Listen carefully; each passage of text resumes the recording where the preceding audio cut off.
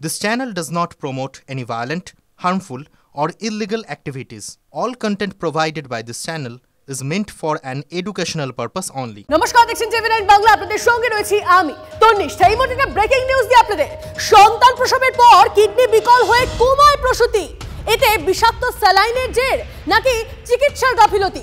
তদন্তের দাবি জানিয়ে জলপাইগুড়ি কোতোয়ালি থানার দ্বারস্থ প্রসূতির পরিবার। হয়েছে কি, অভিযোগ কি সামনে আসছে, জানবো আরো বিস্তারিত। আমাদের প্রতিনিধি নীলেশ্বর আমাদের সঙ্গে রয়েছে। নীলেশ্বর,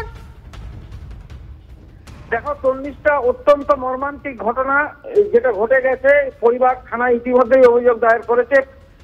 তাদের যেটা অভিযোগ যে গত 29শে ডিসেম্বর ওই প্রসূতিকে জলপাইগুড়ি মেডিকেল কলেজের অধীনে যে মাতৃমা রয়েছে, যেটা মাদার চাইল্ড রয়েছে, সেখানে তাকে ভর্তি করানো হয়।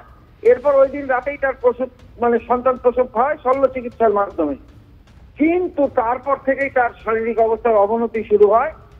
এরপর গত 3 তারিখে তাকে মেডিকেল কলেজে, উত্তরবঙ্গ মেডিকেল কলেজে তাকে স্থানান্তরিত করা হলে সেইখানে কিন্তু শরীরের অবস্থা আরো অবনতি হয় এবং সেখানে ধরা পড়ে তার কিডনি বিকল হয়ে গেছে। এরপর থেকে দ্রুত শরীরের অবস্থার আরো অবনতি চলছে। এখন মৃত্যুর সঙ্গে পাঞ্জা লড়ছে, ভেন্টিলেশনে রয়েছে ওই প্রসূতি।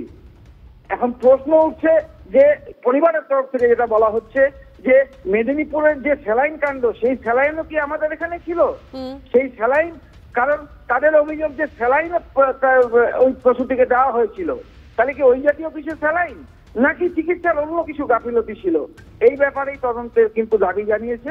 এই অভিযোগ পাওয়ার পর জলপাইগুড়ি মেডিকেল কলেজ কর্তৃপক্ষ ইতিমধ্যেই 5 বিশেষজ্ঞ চিকিৎসককে দিয়ে তদন্ত কমিটি গঠন করেছে, যারা কিন্তু আজকে থেকে কাজ শুরু করবে। নিশ্চয়ই মাদার চাইল্ড হবে কি ওই বিষাক্ত স্যালাইন আনাগোনা ছিল, ওই বিষাক্ত স্যালাইন এখন অবধি চলছিল, সেই বিষয়টাও খোঁজ নেওয়া প্রয়োজন। অবশ্যই তুমি নজর রাখো। অনেক ধন্যবাদ তোমায়। মেদিনীপুরের যে স্যালাইন কাণ্ড তার সঙ্গে যুক্ত আছে কিনা? স্যালাইনটা দেওয়ার পরে কি অবনতি হলো? স্যালাইনটা দেওয়ার পরেই আমার পেশেন্টের পেটে ব্যথা এবং প্রচন্ড কাঁপুনি, জ্বর আসে। জ্বর আসার পর আমার পেশেন্টের তখন কমপ্লেন করার পর তাকে 2টো ইনজেকশন করা হয়। ইনজেকশন করার পর আমার পেশেন্ট কিছুটা স্বস্তি বোধ করে।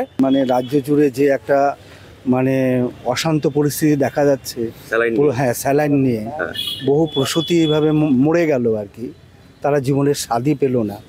ব্ল্যাক অ্যান্ড হোয়াইটে কি অবস্থা হয়েছে, নাহলে পেশেন্ট এত কম বয়সে এইভাবে ডিটোরিয়েট করে যাচ্ছে, এটা একটা কিন্তু চিন্তার বিষয়। এই মুহূর্তে আরো একটা চাঞ্চল্যকর খবর দিয়ে আপনাদের। স্যালাইনের পর এবার ইনজেকশনেও ছত্রাক। ফের সরকারি স্বাস্থ্যক্ষেত্রে নিম্নমানের ওষুধ ব্যবহারের অভিযোগ। পূর্ব মেদিনীপুরের পটাশপুরের ঘটনায় চাঞ্চল্য। ব্লাড সুগারের চিকিৎসায় ব্যবহৃত ইনজেকশনে ছত্রাক মেলার অভিযোগ। 2023-এর এপ্রিলে তৈরি ইনজেকশনের মেয়াদ ছিল মার্চ 2026 সাল পর্যন্ত। ডেক্সট্রোজ ইনজেকশনের বোতলে ছত্রাক মেলায় তৎপর স্বাস্থ্য ভবন। স্বাস্থ্য দপ্তরের তরফে নির্দিষ্ট ব্যাচের ইনজেকশন বন্ধের নির্দেশ। ওয়ার্ড স্টোর থেকে বিতর্কিত ব্যাচের ইনজেকশন ছড়াতেও নির্দেশ দেওয়া হয়েছে। স্বাস্থ্য দপ্তরের পোর্টালে ব্লক করে দেওয়া হলো এই ইনজেকশন। গুণমান বিচারে নমুনা সংগ্রহ রাজ্য ড্রাগ কন্ট্রোলের।